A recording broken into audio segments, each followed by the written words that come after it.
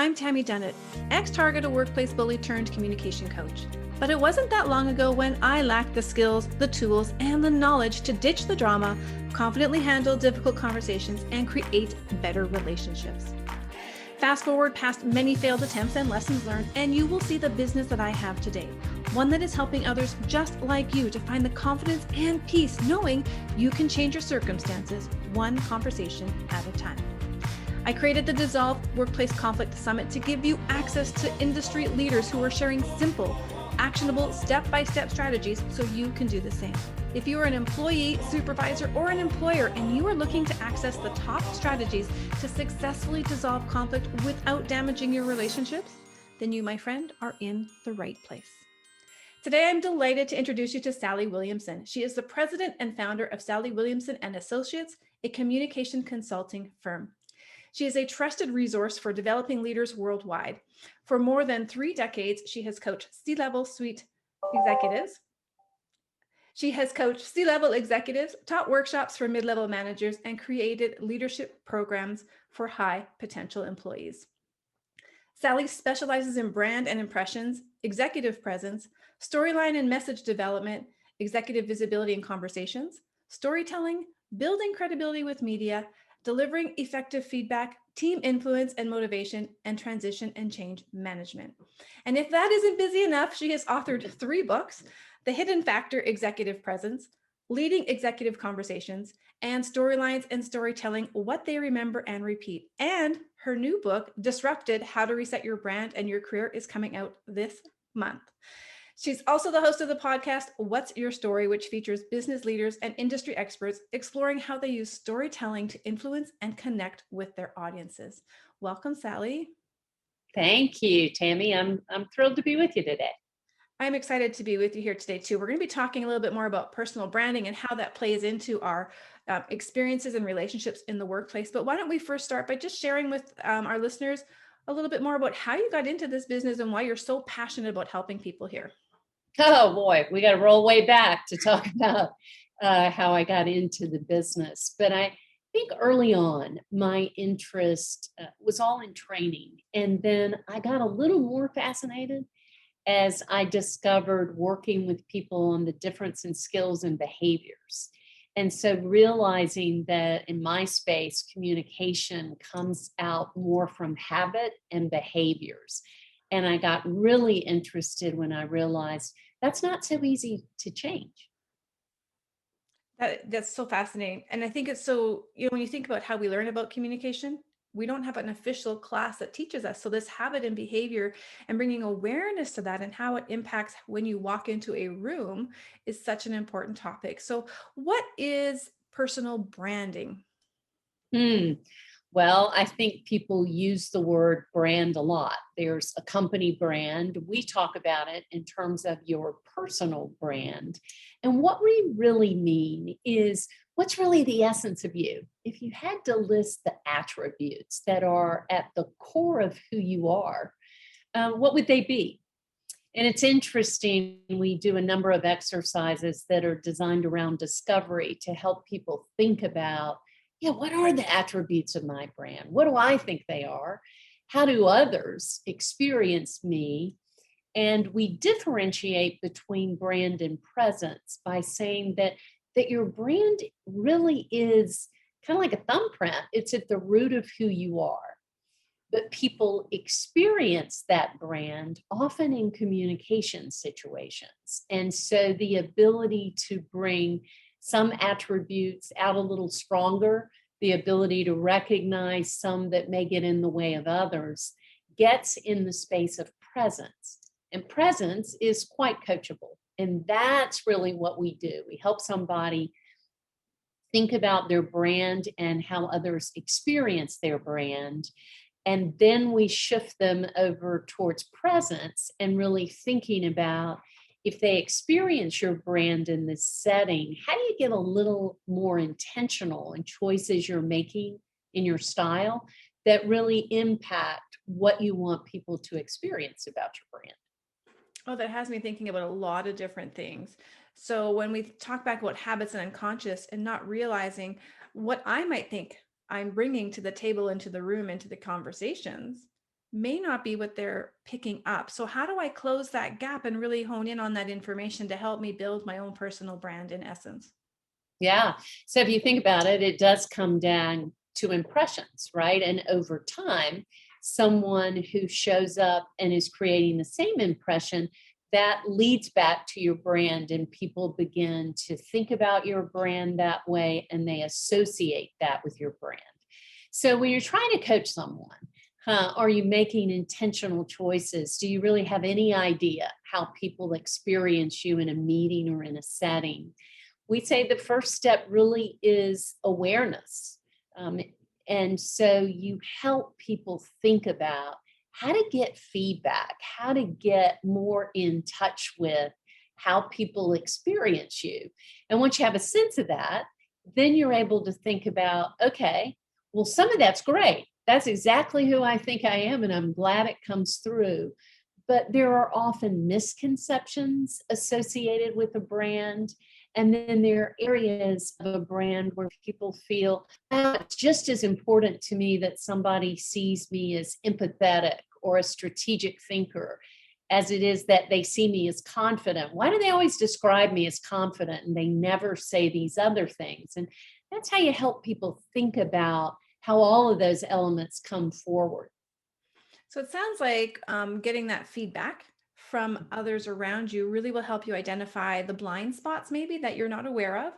For example, if I think I'm confident, but someone takes me as aggressive, that would be Mhm. something I would need to look at is my messaging, my words, my tone, the nonverbal pieces that are coming across. How do you go that next level deeper to figure out what is it exactly that they're interpreting as aggressive versus confidence, for example? Yeah, so interesting. So we coach people a lot on how to ask for the feedback. So backing up a half a step, because if you think about it, most of us get feedback that's very generic. Yeah. So, Tammy, I led that meeting today. What was your impression of how I came across? And so you're going to say, It's oh, you great. did great. Yeah, it's just fine. So that's not helpful feedback to me. But if I'm able to say to you and give you something to react to, so Tammy, when I led that meeting today, I really wanted the group to see me as knowledgeable on this topic. And I wanted to make sure that they felt I was sincere in acknowledging the challenges that we've had trying to implement this. Do you think that came through?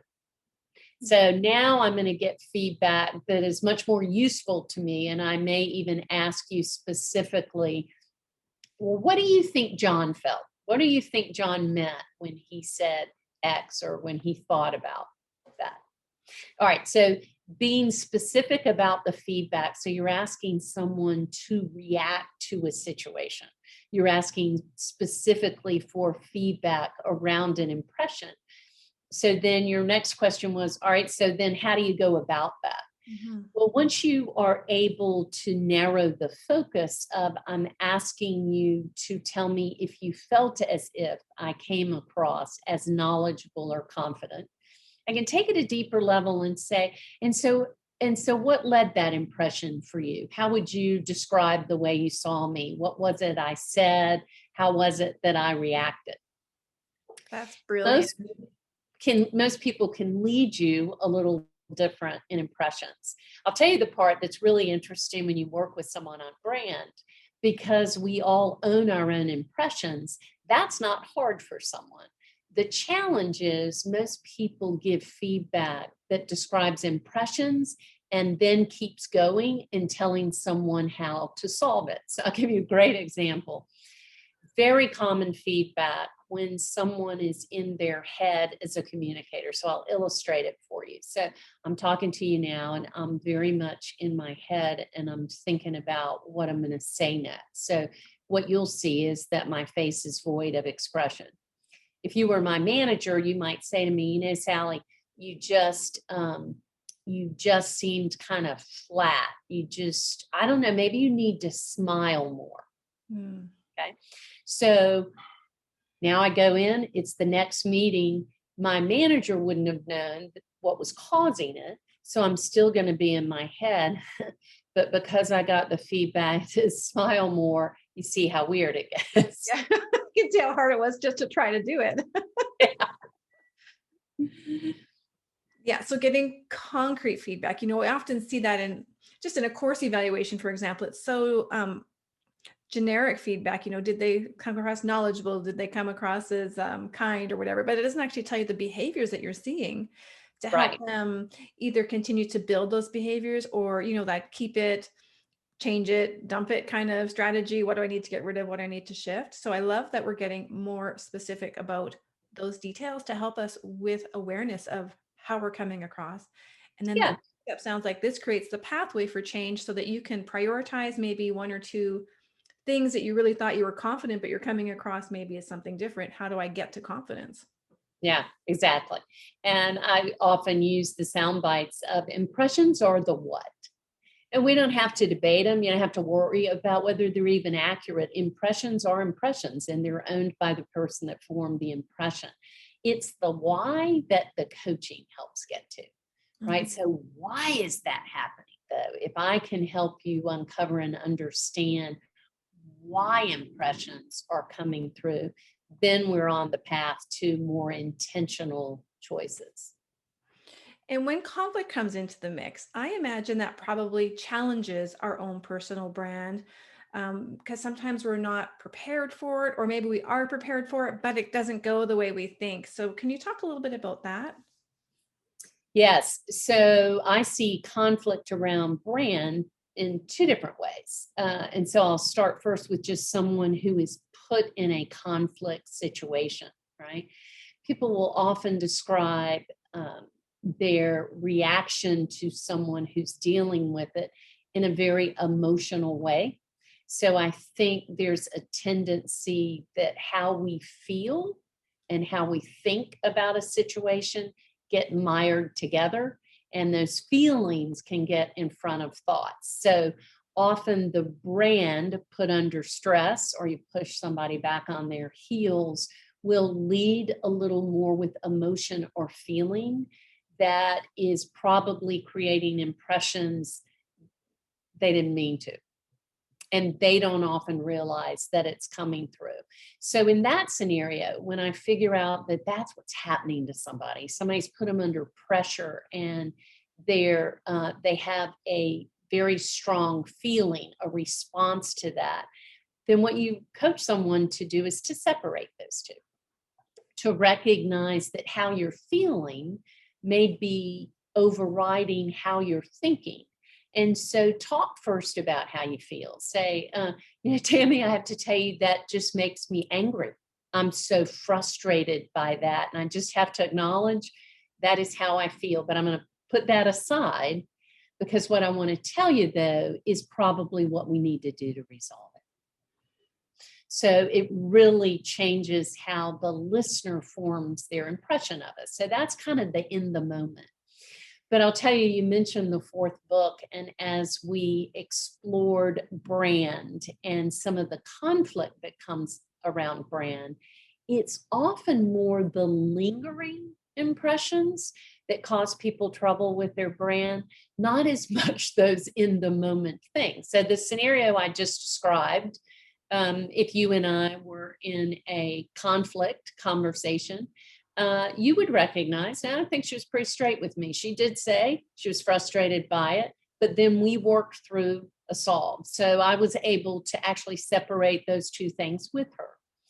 But imagine that I didn't. And instead, as you're meeting with me, you get from me this anger. I don't ever talk about it, but I'm forceful in what I say and it feels intense to you. And bottom line, 30 minutes when the meeting ends, you didn't really like me. And your impression of me was that was just intense. That must be who she is. So fast forward 6 months, 12 months. You and I don't work together every day. My name comes up again. Your impression of my brand dials all the way back Mhm. to that interaction with me.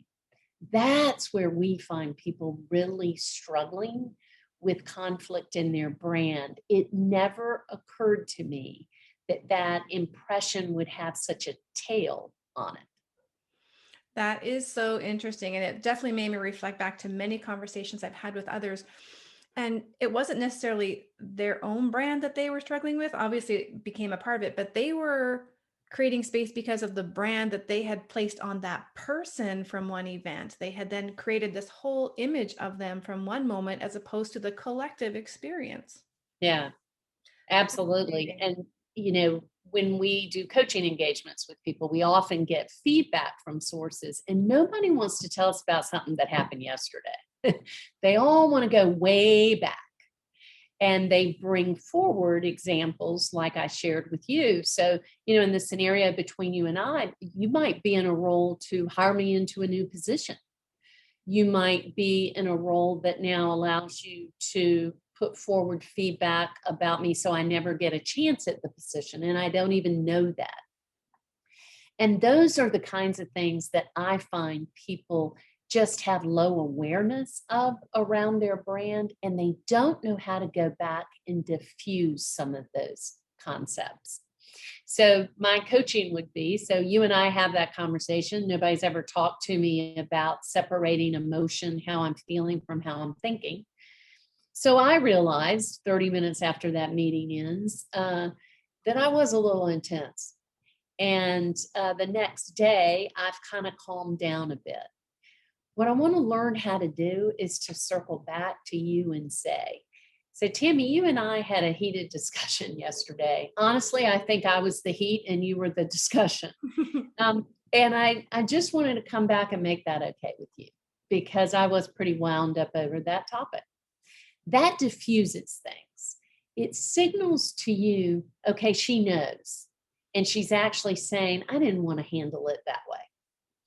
And then your impression of me kind of lets go of that. And that's what I mean by diffused. It settles down a bit. When it isn't a circle back and I leave you with that impression, what I worry about is we really see that over time that festers a bit. It isn't that you go around thinking about me every day, but when you hear my name come up, you begin to impose that impression on different situations. You'll think, oh, yeah, I heard she was in that client meeting. I bet she's the one that stirred it up. Oh, Huh, yeah. it's interesting. I hear she was doing this. I bet she's the one that got the group so worked up. So is there, I mean, that's a pretty difficult thing to come back from if it's been going on for such a long time. And we know that with COVID, the stress and strain, people sometimes are having to change careers to get out from underneath that kind of an image or a brand. How do they go about, you call it like repackaging their stories or rebranding Yeah. themselves so that they can move forward? Yeah. So I'll give you a little context for it. So the disrupted book, what we recognize is that whether it's a corporate choice or an individual's choice, people are getting disrupted more frequently.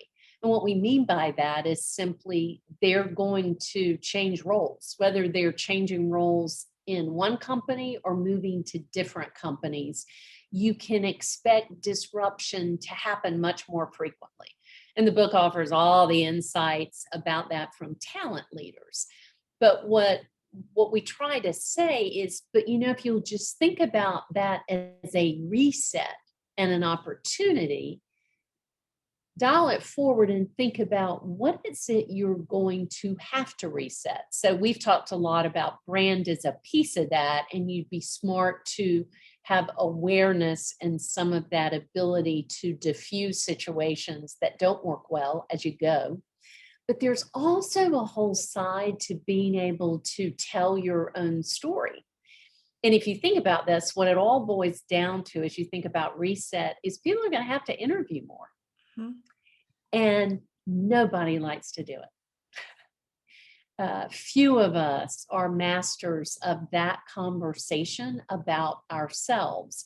And so, what we're really trying to help people do is yeah, it's not just resetting the brand. Sometimes it's introducing the brand, it's kind of resetting the whole story.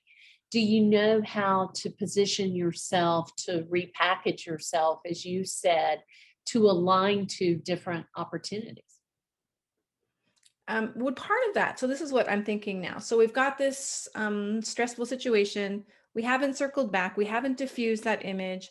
we may rely on them for a reference. They may be one of the people in that chain of command. I've now gone and I'm going to interview over here, and I maybe am capable to rebrand myself here and show my best foot, but I still have this lingering thing in the back closet. Is there a way for somebody who's going to move forward?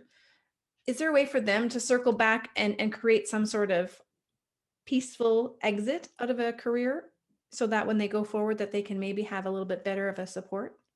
Yeah, absolutely. The longer these things are there, I think a lot of people would say the harder it is to go back. But I just think straight, honest, open communication is always the answer. Mm-hmm. That's brilliant. We're going to definitely put a link for your book here on the speaker page. All right, so you have a free resource for our listeners. Do you want to tell us a little bit about that? Sure. So, Tammy, we talked a little bit about the book that is coming in a few weeks. And the book really is about trying to help people think about movement through a career, how to reset and take advantage of those opportunities. And so we thought it would be fun to give your listeners a couple of the excerpts from the book. So they go to our website, which is sallywilliamson.com, and they look for the book Disrupted, and they'll find the landing page of the book and an opportunity to get some of the early chapters. Well, that is exciting. It's like right hot off the press before the press. What is the official date of the release? April 1. Oh, April 1. Love it. It's just around the corner. Yes. Perfect. Well, thank you so much for sharing your zone of genius with us. I think it's been brilliant to have this insight from an executive perspective, but also just from that personal branding and bringing to the forefront, how do you want to show up every day and how do you gather that information to make the impact that you want to make? Awesome. Thank you so much. Absolutely. I appreciate the opportunity to talk with you. And that's an official wrap on this session of the Dissolve Workplace Conflict Summit Speaker Series. Now be sure to connect with your favorite speakers by clicking on the link below and taking advantage of the free resources that they are sharing with you so that you can dissolve your conflict without damaging your relationships. Now be sure to head on over into the Facebook group Dissolving Workplace Conflict and give us your favorite takeaways from today's session using the hashtag Dissolve Workplace Conflict. I can't wait to see what you've learned.